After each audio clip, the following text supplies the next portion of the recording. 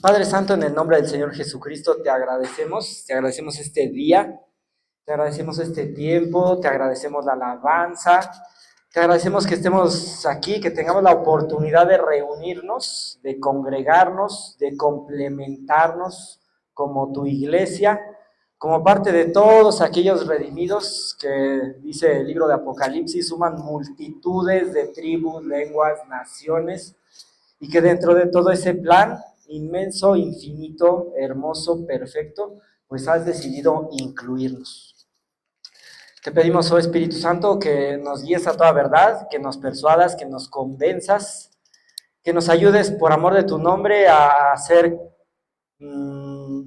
disertados contigo, a que podamos platicar contigo. Dice tu palabra, venid y razonemos juntos. Ayúdanos, Padre bendito, a tener el entendimiento, Espíritu Santo, a que podamos comprender tus verdades y a que estemos dispuestos a obedecerlas, a que tengamos ese carácter, esa fe que dice Hebreos 11, hacía que las personas hicieran proezas. Gracias, Jesús bueno, porque ejemplo nos diste. Y te pedimos que nos ayudes por amor de tu nombre. Danos ese querer como el hacer por tu buena voluntad. Te suplicamos que nos rindas a tu señorío y que toda distracción, tristeza, todo obstáculo, dice tu palabra, todo peso y todo pecado que nos asedia, lo despojemos. Nosotros tomamos esa decisión de quitarnos de la mente, de quitarnos ahorita de nuestros afanes, el estado de ánimo, lo que sea, Padre, y decidimos estar atentos como los ojos de los siervos miran a la mano de sus señores, hasta que tengas tu misericordia de nosotros. Sabemos que eres bueno y que tu voluntad es que estemos aquí y que vas a cumplir tu propósito en nosotros. En tu nombre oramos, te damos gracias y escuchamos esta enseñanza. Amén. Muy bien, pues les quiero leer esta parte de Mateo 24 del 9 al 14. Es una descripción que hace Jesús de los últimos tiempos y de cómo van a padecer sus discípulos, una serie de sufrimientos, de retos, de dificultades.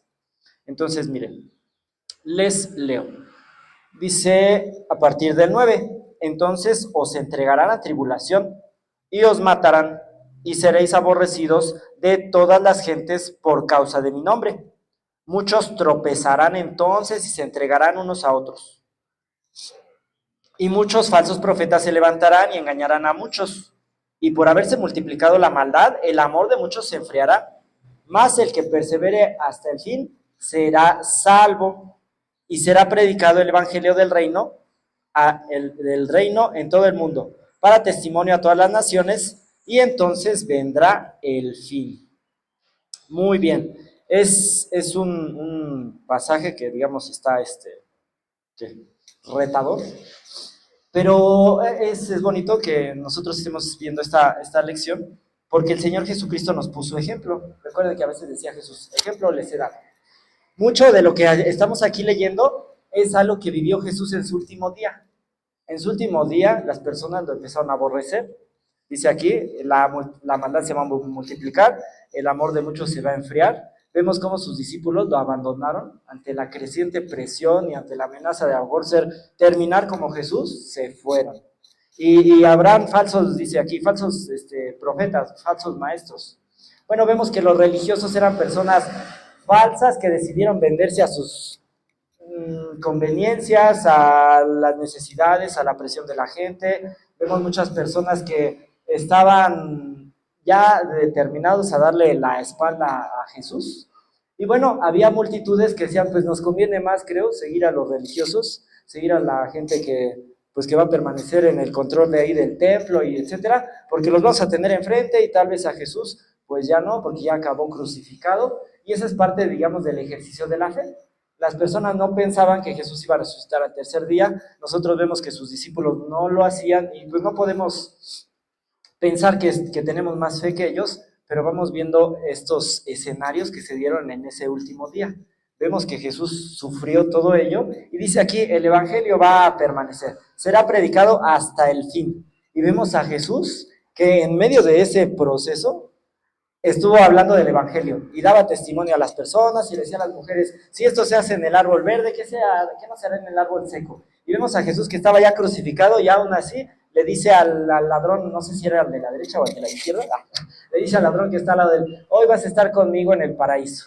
Entonces, hasta el fin, hasta el último momento, Jesús perseveró. Hay algo que a mí se me hace muy interesante, que se me hace muy gráfico, que en algún momento Jesús ya no pudo cargar la cruz. Entonces Jesús se cayó y traen a Simón de Cirene, y ya él es el que termina el trayecto. Entonces vemos que no es propiamente que Jesús tuvo todo el poder y lo hizo por sí mismo en una esfera humana. Eso creo que nos muestra que el Padre Celestial en su providencia, Dios mismo, el Espíritu Santo, Jesús y el Padre Celestial hacen que sea posible.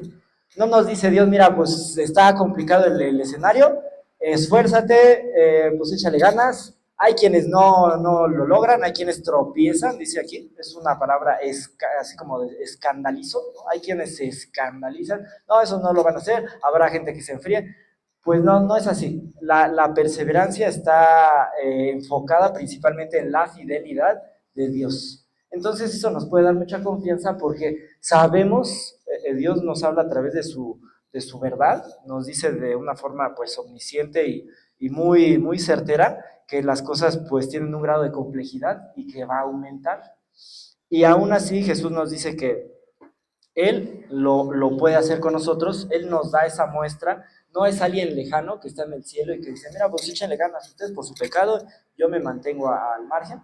Entonces, creo que nos va a servir, va a ser muy útil porque vamos a entender que es posible tener una vida cristiana vencedora. Vamos a desarrollar esta enseñanza en 3 puntos. Punto número 1, le puse por el nombre de Cristo. ¿Cuál es el título de esta enseñanza? Vamos a ser aborrecidos de todos los hombres. Esa es la advertencia que da Jesús en Mateo 24. Él está con 4 de sus discípulos, los más cercanos. Pero en Mateo 10 habla algo parecido.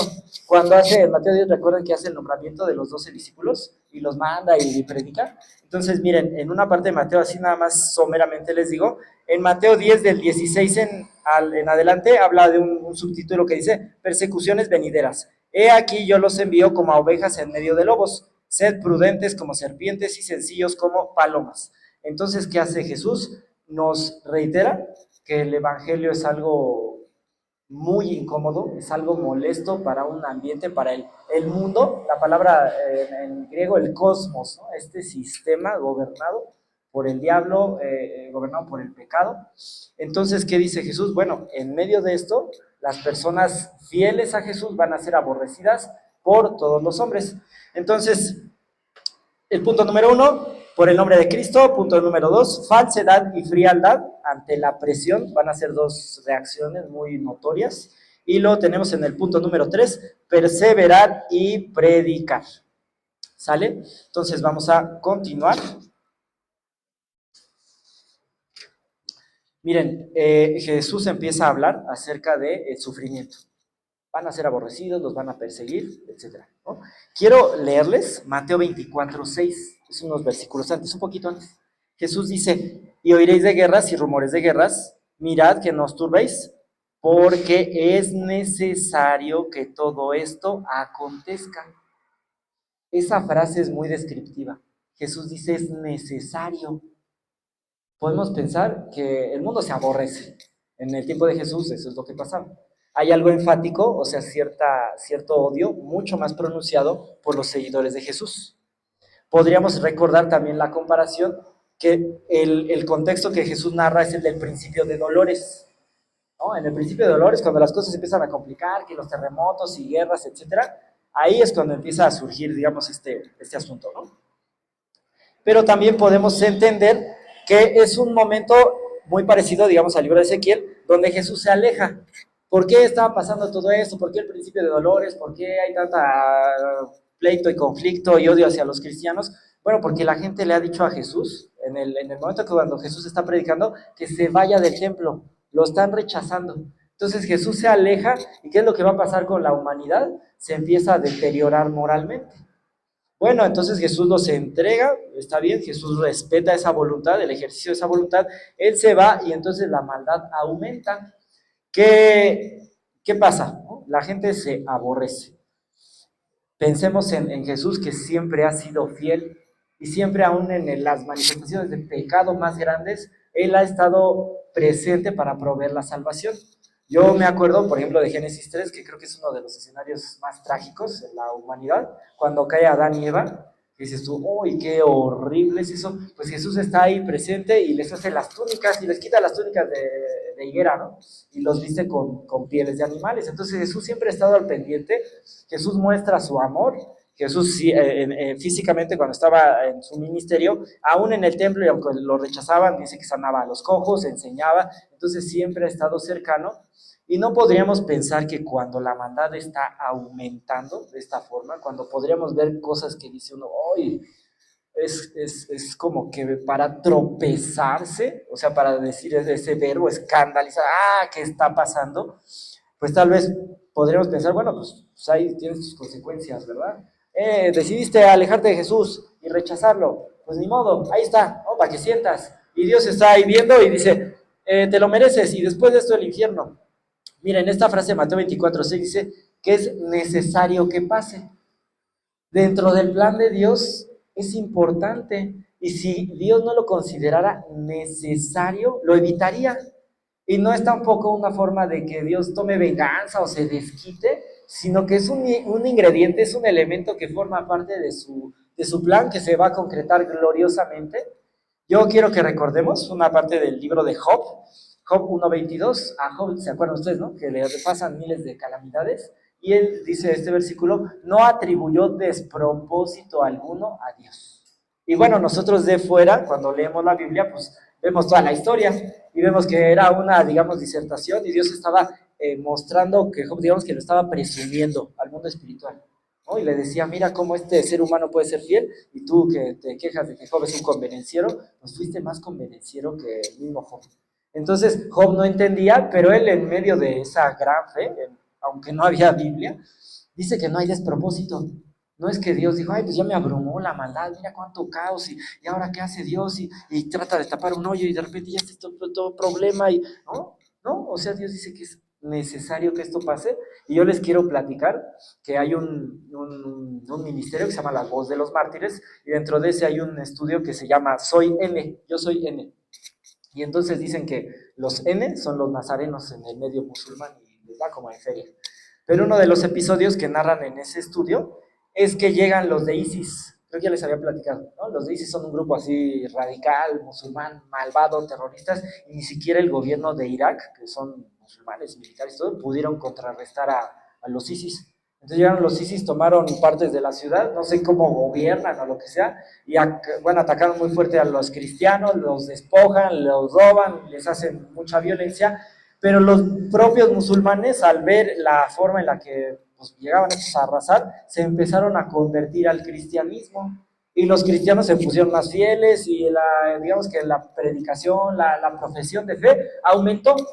Entonces a veces pensamos, dicen, ay, como que los planes de Dios, ¿qué pasa Dios? Y mira lo que está pasando.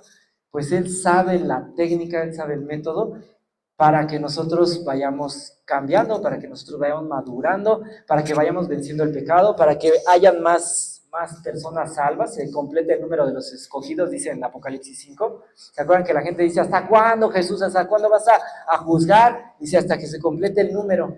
Entonces hay una forma en la que Dios dice, nos sirve, es útil el que esté pasando todo esto, el que la gente se aborrezca, el que tropiecen unos y otros, el que haya falsos maestros, es parte de ese plan. Y bueno, también quiero que de alguna forma tomemos en cuenta una parte cuando el pueblo está en el desierto, el pueblo de Israel, ¿no? Los que profesan ser pueblo de Dios, están en el desierto, y Moisés sube 40 días, ¿se acuerdan? Y en el día 40 baja y le dice Dios, mira, tu pueblo ya está desenfrenado y ya están haciendo fiesta, y ¿se acuerdan todo el contexto? Y muchas veces yo he pensado que si yo estuviera ahí, a lo mejor hubiera sido de esos que se van a la fiesta. No lo sé, y qué bendito Dios que no me tocó estar ahí. Pero yo pensaba, Dios, ¿por qué no bajaste en el día 38? En el 35, en el 39. Y cuando la gente empezaba así como de, cállense, ¿no? ¿Por qué no impediste eso, Padre Santo? Y bueno, es parte del ejercicio de las pruebas morales. Dios tiene que hacer evidente nuestra condición del corazón, y también provee la solución y nos hace conscientes ni qué tanto lo necesitamos, y nos enfrentan muchas veces las pruebas, producen fracasos morales. Cada vez que pecamos es un fracaso moral.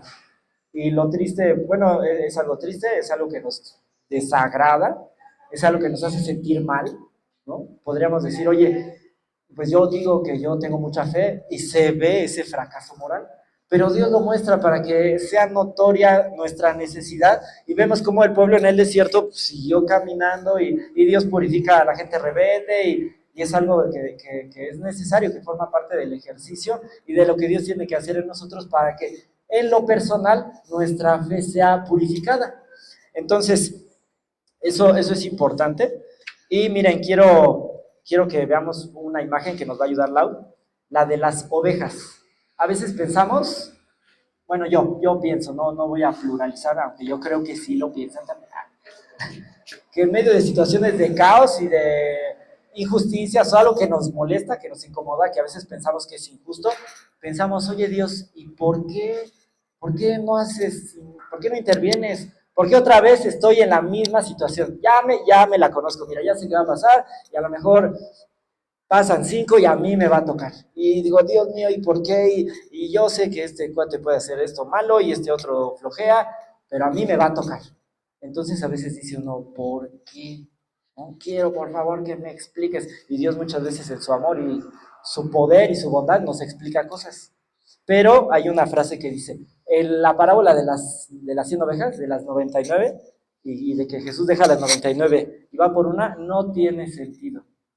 Bueno, yo no soy pastor, yo todavía no lo entiendo mucho, pero dice, no tiene sentido hasta que tú eres esa número uno. Entonces ahí sí dices, ay, qué bueno que dejó la 99, ¿verdad? ¿No? Entonces, así es como Dios muchas veces diserta con nosotros.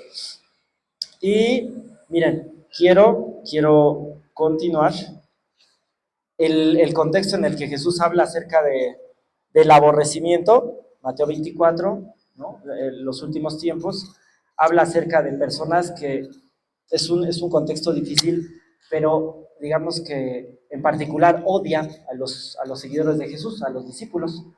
Creo yo que a los discípulos genuinos, porque los falsos, los que son muy superficiales, se van acomodando a este ambiente corrupto, pero los que sí son los verdaderos discípulos son el objeto, digamos, del odio, de la persecución de los demás. Entonces, pensaría yo, oye, pues qué feo, ¿no? Qué injusto. Pero miren, quiero recordarles Efesios 2.8, Efesios 2.8, 2.9, que dice, por gracia somos salvos, ¿se acuerdan?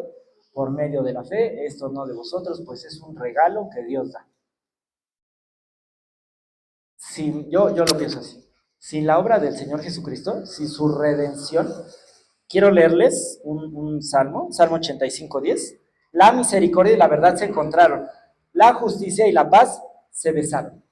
Sin la obra redentora del Señor Jesucristo, creo que la salvación podría considerarse como uno de los actos más injustos, más malvados que pudiera ser.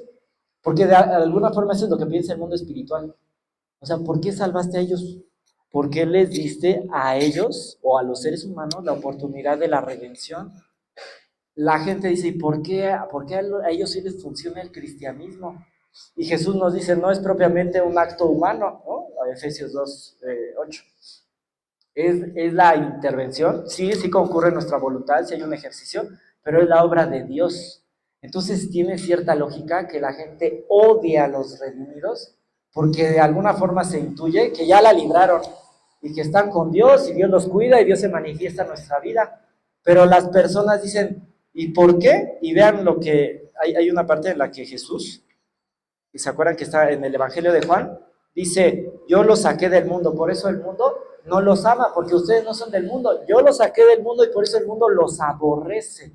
Entonces podemos entender que Dios nos bendice, Dios nos ama y nos llama a esa vida de ser excluidos y a entender, mira, bendito Dios que nos trata así, bendito Dios que hace esas disertaciones con nosotros, que nos somete a las pruebas, que nos muestra nuestros fracasos, porque si no, tal vez, si no hiciera Él su obra de gracia, pues seríamos personas condenadas a una eternidad en el infierno.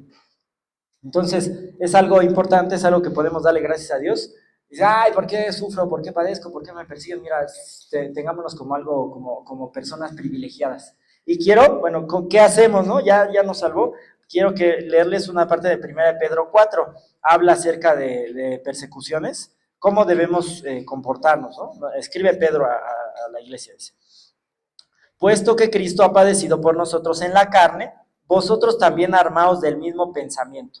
Pues quien ha padecido en la carne terminó con el pecado.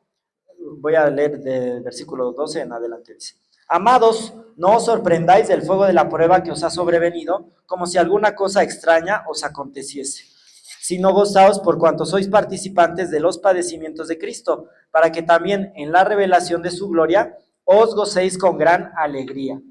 Si sois vituperados por el nombre de Cristo, sois bienaventurados, porque el glorioso Espíritu de Dios reposa sobre vosotros.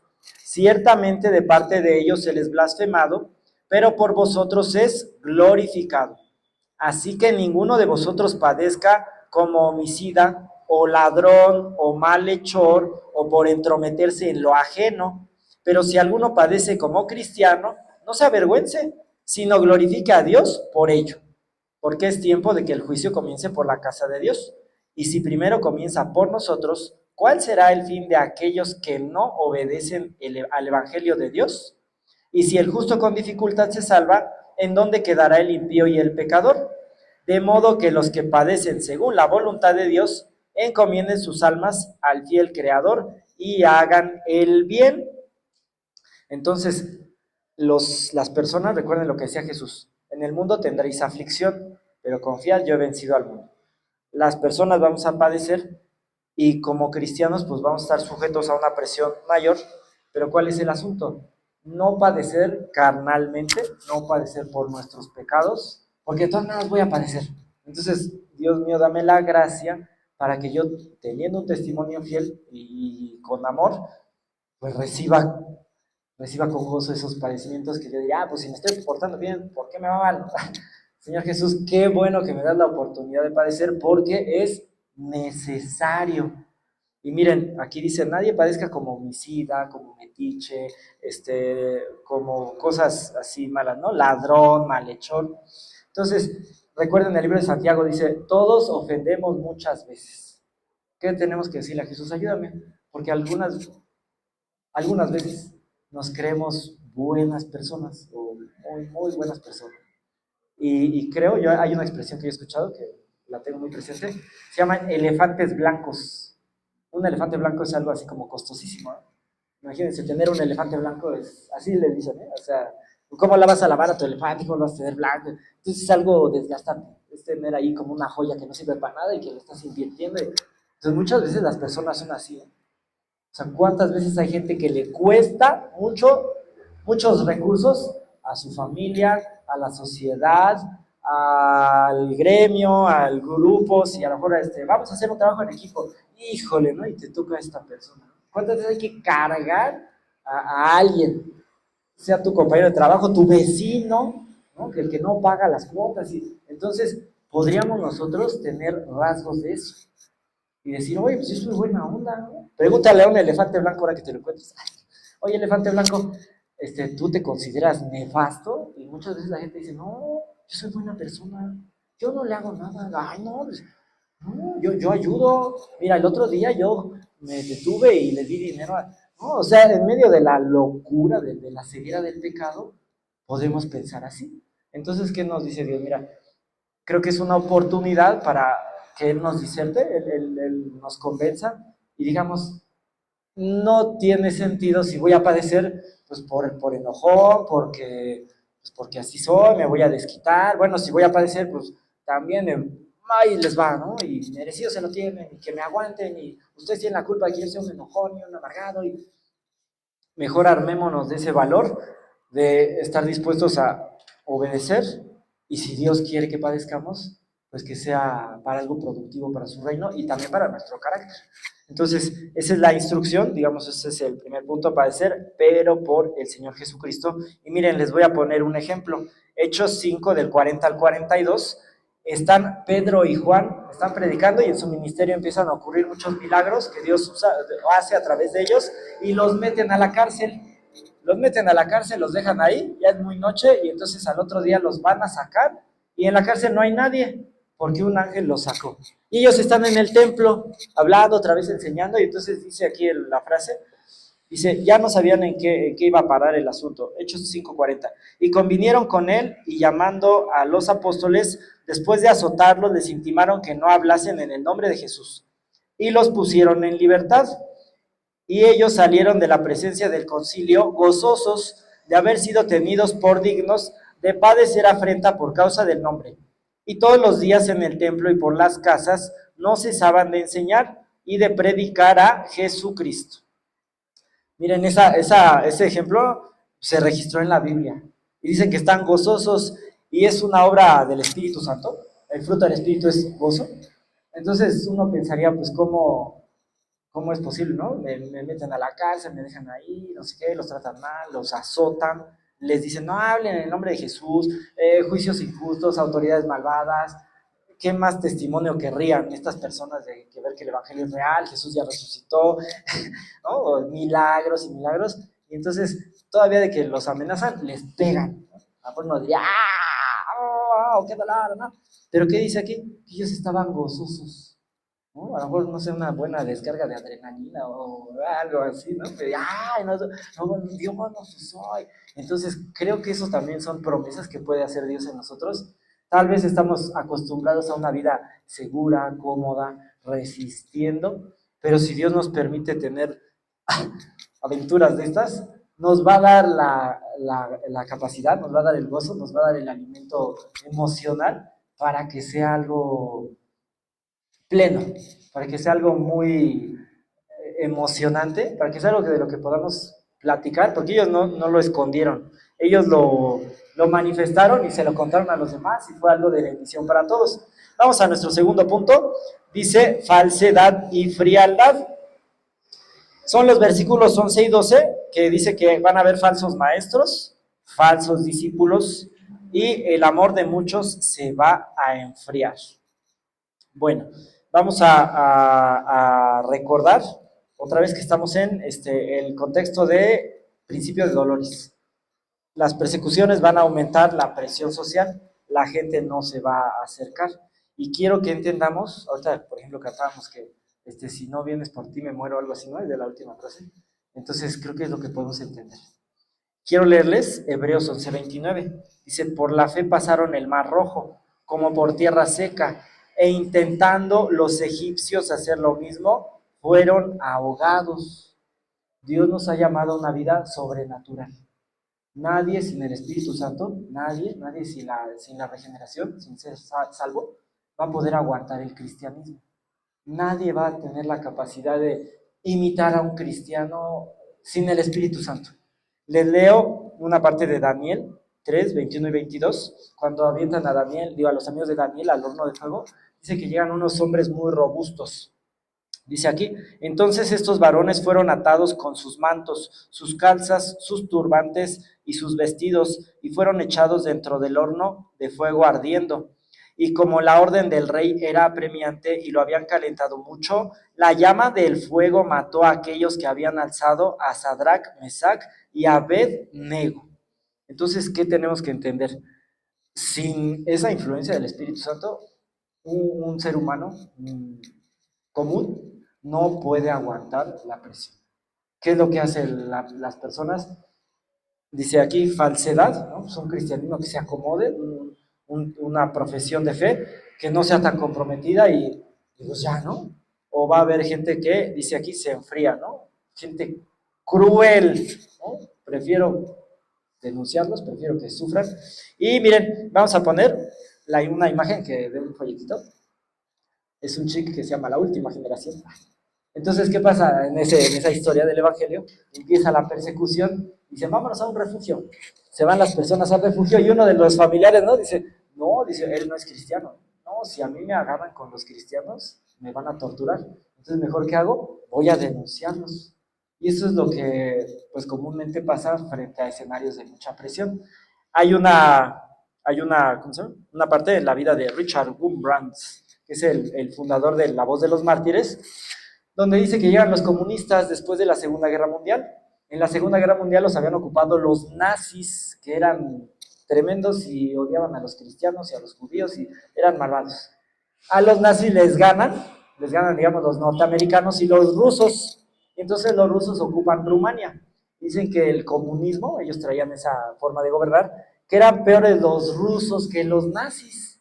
Entonces hay una escena en la que uno de los obispos, creo que es de la iglesia ¿cómo se llama? Ortodoxa, bueno, dicen que juntan a todas las religiones, y entonces le dicen, bueno, van a hacer ahora ¿cómo podremos decir? Una profesión de fe asociada al Estado. La gente puede ser cristiano, pero comunista van a ser, ¿no? O tú, la religión que tú quieras, pero te tienes que sujetar al régimen comunista. Entonces uno de ellos dice, ahora ya no me llamen obispo, llámenme camarada, ¿no? La gente, porque el régimen comunista era muy estricto. Y entonces, ¿qué hacen los cristianos? Pues la mayoría se sujetan, y Richard Gumbrand dice que podemos decir, siguió siendo cristiano, denuncia al comunismo, dice cómo podemos tener empatía o relación con un gobierno que es ateo, que niega la existencia de Dios, que a fin de cuentas es satanista. Entonces nosotros no vamos a tener una empatía, una profesión de fe, sujetándonos a ese régimen comunista. Entonces pues, la gente se le echó encima y ahí lo encarcelaron muchos años, creo que 14 años, en las condiciones más horribles. Y entonces nos pone ese ejemplo, ¿no? Que dicen, mira, por seguir, digamos, una profesión de fe, hay riesgos. Y entonces, ¿qué decimos? Bien, pues ayúdame. Nosotros vemos en muchas etapas, por ejemplo, creo que John Wesley y su hermano, cuando hablaban del evangelio en las propias iglesias, lo sacaban porque no se ajustaban ¿cómo podríamos decir? A las tradiciones, a su liturgia, y cuando ellos hablan realmente del evangelio, de ir a las casas y de visitar, que decían, no, no, aquí no nos queremos. Y hay una persona que se llama, ¿cómo se llama? William Carey, que es el padre de las misiones.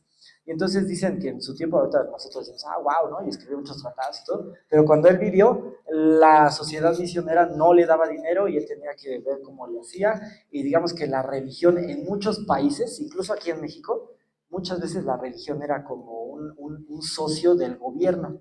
En el tiempo de la independencia, los clérigos, o sea, los sacerdotes, los padres, los frailes, ocupaban cargos de diputado o cosas así. En algunas ocasiones la religión daba a las personas la oportunidad de ocupar un cargo en el gobierno. El gobierno se apoyaba de la iglesia para controlar a la gente, para gobernarla. Entonces, ¿qué tenemos que entender? Que si tenemos en cualquiera de esos escenarios y en el de ahora, si nosotros tenemos la intención, bueno, la determinación de seguir a Jesús, pues tendremos que ver esos ejemplos y decir, bueno, Jesús, pues nos vamos a enfrentar a situaciones en las que veremos que el amor de muchos se va a enfriar, que van a haber falsos maestros, falsos líderes, y bueno, es también algo, ¿cómo podríamos decir?, conveniente, porque las personas que aceptan esa falsedad se evitan la persecución y probablemente obtengan algo, un beneficio, les van a dar una ayuda, un apoyo, ¿no? Yo quiero platicarles que una vez estaba yo esperando a unas personas, de hecho en este eje, pero más hacia Iztapalapa, y había una como congregación de padre de sufrir, ¿no? Y yo estaba allá afuera, y yo todavía no me casaba, no traía mi, ¿no? Entonces estaba yo ahí, esperando algún día casarme, y esperando a que pasaran por mí. Ahí estaba, entonces salieron de ahí de los de padre de sufrir, salió una persona, me dijo, te invitamos acá para de sufrir, que no sé qué. Y les dije, no, pues es que miren, no es propiamente las enseñanzas de Jesús. Jesús no dijo que íbamos a parar de sufrir. Mira, te conviene, a lo mejor encuentras una mujer con la que tú puedas tener tu familia. ¿Por qué no vas? Mira, nosotros nos reunimos y está muy padre y todo. Y mira, yo hasta dije, esta persona está endiablado, ¿no? Porque, o sea, sabe cómo, así como que sugerirte las cosas, ¿no? Dices, ¿qué onda, no? Ya dijeron. Pero eso es lo que puede pasar. O sea, los falsos maestros son atractivos porque ofrecen algo. No es propiamente la teología, nuestras ideas, no, siempre hay algo, una moneda con la que pueden comprar algo, a precio del alma, a precio de traicionar a Jesús, a precio de traicionar a los demás cristianos legítimos, a precio de hacer lo que hizo Judas, pero de alguna forma hay una conveniencia. Entonces, ¿qué tenemos que que entender, bueno, que Dios nos va a dar esa capacidad para vencerlo. Y miren, vamos a recordar que dice el Señor Jesús, el amor de muchos se va a enfriar. Quiero leerles Hebreos 10:34, dice, porque de los presos también os compadecisteis, y el despojo de vuestros bienes sufristeis con gozo, sabiendo que tenéis en vosotros una mejor y perdurable herencia en los cielos. El amor de muchos se enfría por la maldad, etcétera, pero siempre, como Jesús nos puso ejemplo, siempre en cualquier escenario hay la oportunidad de practicar una fe genuina y de ser discípulos fieles al ejemplo de Jesús. Aunque Jesús estaba maltratado en la cruz, se acordó de su mamá, de Juan, dice, ahí tu madre, ¿se acuerdan? Pensó en el ladrón en la cruz, hoy vas a estar conmigo en el paraíso. Siempre mostró amor. Y ese es uno de los rasgos, es una de las tareas que nos toca a la iglesia. Si no, o sea, ¿quién va a mostrar el amor? ¿Dónde vamos a encontrar amor? ¿Dónde el mundo va a encontrar ese amor? Si no es con los seguidores de Jesús. Hay una parte en la que hay otro misionero que se llama John Newton, que es el que compuso el himno de Sublime Gracia. Y entonces él, antes de ser cristiano, dice que traficaba con esclavos. Era un maleante. Y entonces se dedicó al comercio de esclavos, iban y los capturaban a África, pero en una de esas él fue esclavo, él cayó en la esclavitud de otra persona y ahí lo tenía. Entonces dice que lo trataban, yo creo que de los peores esclavos, y los mismos esclavos, los negros, los africanos, le daban de comer a él, porque su ama no le daba nada. Entonces, ¿qué tenemos que hacer? Pues dar esos ejemplos. El amor está escaso. Entonces tenemos que entender y decir, Jesús, mira, aquí en Hebreos 10, dice que los cristianos hebreos perseguidos, dicen que se compadecieron de los presos, el despojo de sus bienes sufrieron con gozo. Dios nos va a dar esa gracia y el entendimiento para saber que el amor, el reflejo de Jesús, el buen samaritano, bueno, el ejemplo del buen samaritano, lo tenemos que seguir nosotros y tenemos que buscar, dice el apóstol Pablo, decía, conforme a lo que uno tiene, no lo que uno no tiene. Tal vez algo que sí tenemos es la oportunidad de orar y no tenemos que pedirle permiso a la gente. Oye, pues, ¿me das permiso de orar por ti? Pues no, oramos por las personas. Dice 1 Pedro 4:9, hospedaos unos a los otros sin murmuraciones. Entonces podemos buscar esas conductas, esas obras, esas manifestaciones de acción social y entender qué es lo que nos toca a nosotros, porque pues en eso se va a conocer que somos sus discípulos, en que nos amemos unos a otros, porque el amor no es abundante. Entonces, una de las funciones de la iglesia es mostrar ese amor, ¿no? Dice aquí de los presos, se compadecieron. Muchas veces los presos eran los mismos cristianos, y entonces a los cristianos los iban a ver otros cristianos. Y si un cristiano iba a ver a otro cristiano en la cárcel, a lo mejor lo agarraban y también lo metían a la cárcel. Pero a veces les permitían a los cristianos ir a las prisiones porque no había como ahora que les dan de comer o ropa, etc. ¿no? O sea, los cristianos proveían para los seguidores, para los discípulos, para sus hermanos y a otros en las prisiones. Y entonces les daban chance de entrar y de influir porque pues, ellos traen algo, ¿no? Traen sustento, traen alguna bien, ropa, lo que sea. Entonces esa es parte de nuestra función, el amar a una sociedad o a una iglesia que se está enfriando, que se empieza a atacar entre sí. Y miren, vamos a recordar que si bien nos toca sufrir, nos toca padecer, les quiero leer unos versículos de Apocalipsis y quiero que recordemos, decía Jesús, no teman a aquel que puede matar el cuerpo, más el alma no puede matar, ¿se acuerdan? Teman a Jesús, decía, teman a aquel que puede matar el cuerpo y echar el alma en el infierno. A él deben temer.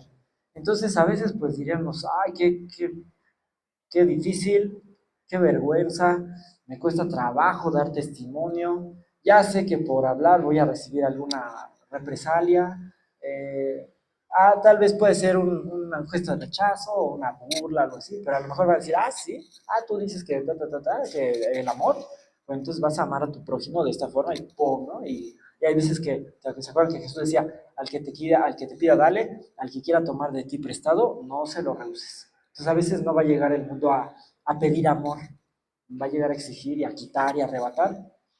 Entonces dice uno, bueno, voy a sufrir esa pérdida, son pérdidas, digamos, notorias, no las vamos a imaginar, o no, a veces son cosas que ya no vamos a tener ellas, ¿no? O sea, contaba yo con esta herramienta y ya me la quitaron.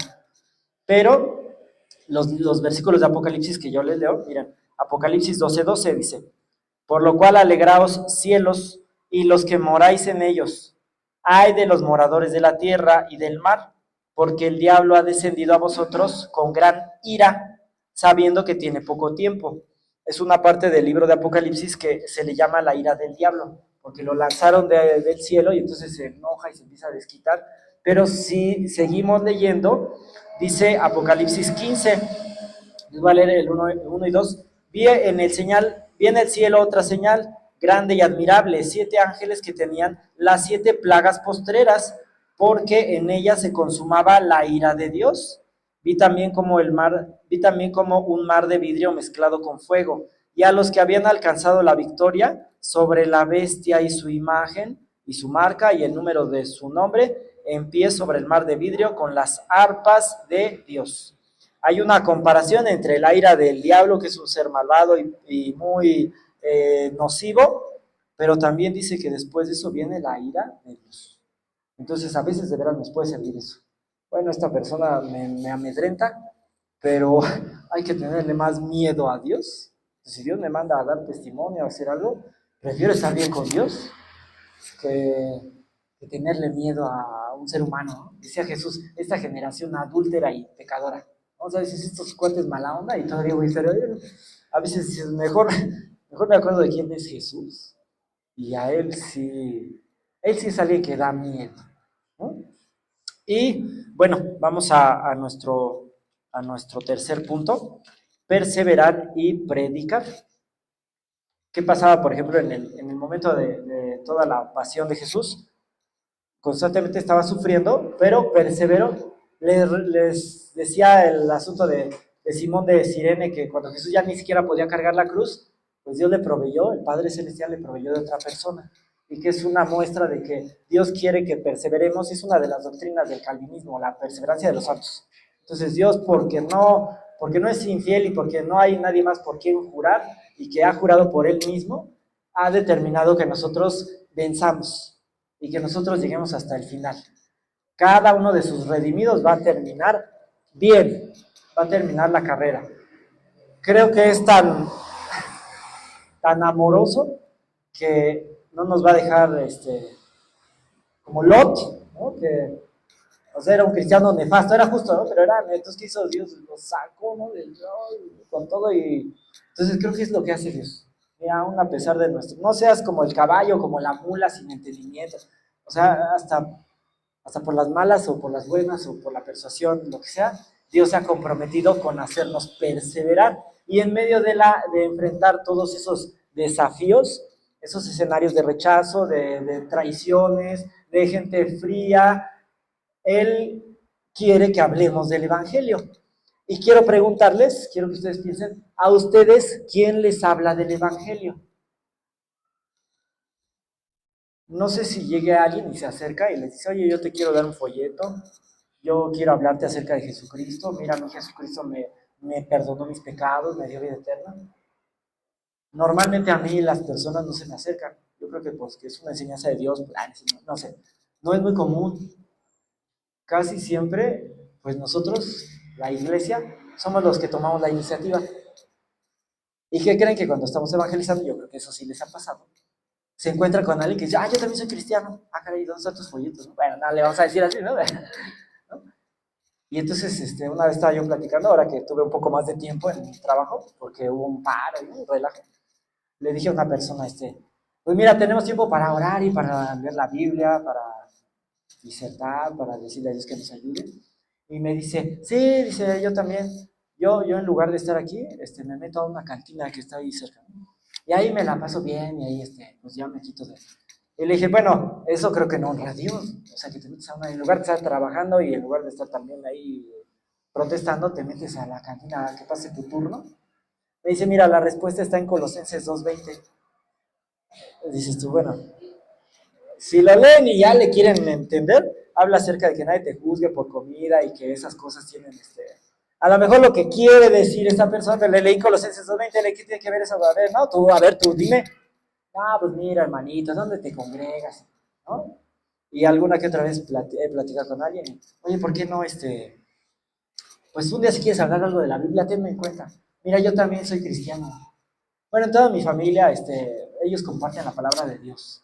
Por eso me pusieron el nombre de Benjamín, Rubén, etcétera. Entonces dices, ah, no, caray. Y empiezas a darte cuenta que hay mucha gente que sabe algo del Evangelio. Que hay personas que tienen familia que de alguna u otra forma profesan algo del Evangelio. Pero el asunto es que no les ha funcionado. Y creo que eso es algo peligroso y frustrante. Y vemos las vidas de esas personas y dices, ay, no. O sea, creo que jamás me hubiera, hasta que platicas con ellos y te dice que, ay, yo también soy cristiano y colosenses, ¿no? Y que en qué iglesia te congregas, y que yo también voy, y que yo tengo mis salmos, no sé, ¿no? Entonces dices, con muchas más ganas, con mucho más ánimo, debemos mantener esa profesión de fe, esa búsqueda del Señor Jesucristo, que el Espíritu Santo nos influya, para no empezar a hacer esa clase de ejemplos, ¿no? Que son de verdad pues sí, son feos, pero como de alarma. Nos dicen, mira, ahora saca a esa persona de esa condición. Dios es poderoso y lo hace, o lo puede hacer, la gente tiene que ejercer su voluntad, pero nosotros hemos sido llamados a ser de las personas que perseveramos, dice la carta de Hebreos, no somos de los que retrocedemos para perdición, sino de los que perseveramos para salvación. Y nosotros podemos ser ese ejemplo, esa evidencia de que el cristianismo sí funciona, de que podemos hablar de una forma experimentada, hemos vivido que Jesús nos ayuda a vencer el pecado, que nos salvó, que nos dio otra naturaleza, que podemos leer la Biblia, que Dios nos contesta las oraciones, que vemos que hay cosas que pasan cuando nosotros oramos y que así como a veces nos muestra nuestra condición, nuestra fragilidad, pues también podemos entender que si Él ha comenzado en nosotros su buena obra, la va a perfeccionar. Entonces no nos vamos a quedar ahí mediocres, y, ay, bueno, pues es en el cielo ya. No, Jesús siempre quiere, para eso nos prueba, para eso nos ayuda, para que nosotros empecemos a hacer una diferencia, ¿sale? Y miren, pues vamos a terminar una parte de Mateo 24:14. Dice que se predicará el Evangelio para testimonio de ellos. ¿Cuál es, ¿Cuál es la voluntad de Dios? Salvar personas, completar el número de los escogidos. Les voy a leer Juan 15, 16 y 17. Dice, no me elegisteis vosotros a mí, sino que yo os elegí a vosotros y os he puesto para que vayáis y llevéis fruto, y vuestro fruto permanezca, para que todo lo que pidiereis al Padre en mi nombre, Él os lo dé. Esto os mando, que os améis unos a otros. Uno, aparte del fruto, es el amor, que os améis unos a otros, pero Dios quiere que nosotros demos fruto para salvación, para que seamos usados para que otras personas sean salvas. Entonces, con ese entendimiento podemos hablar del Evangelio, perseverar en medio de situaciones difíciles, de lo que está fácil, de un convivio, de un problema, de una dificultad. Busquemos que cada oportunidad, cada vivencia sea un escenario para que hablemos del Evangelio, porque el Señor Jesucristo quiere que nosotros demos fruto. Y dice Mateo 24:14, es para testimonio de la gente. En términos, digamos, numéricos, en cantidades, la mayoría de la gente no va a ser salva. El camino es estrecho. Entonces, no toda la gente a la que nosotros les compartamos, pum, pum, se van a salvar. Podremos pensar que si le compartimos a 10, menos de 10, ¿no? Pero ¿qué es lo que Dios quiere? Que demos fruto y que seamos unos buenos testigos. Que digamos, mira, esta persona habla del Evangelio. Bueno, pues sí, a ver, perdóname, jaja, pues ya, perdóname. A ver, y que el despojo de tus bienes, tú. Bueno, pues sí, Dios puede proveer más, Dios se puede proveer de formas diferentes. No necesito del dinero, no necesito estos recursos para tener gozo. Decía un salmo, tú les diste alegría en nuestro corazón, nos diste alegría en nuestro corazón mayor que la de ellos cuando abundaba su grano y su mosto. Entonces hay gente que puede tener mucha abundancia.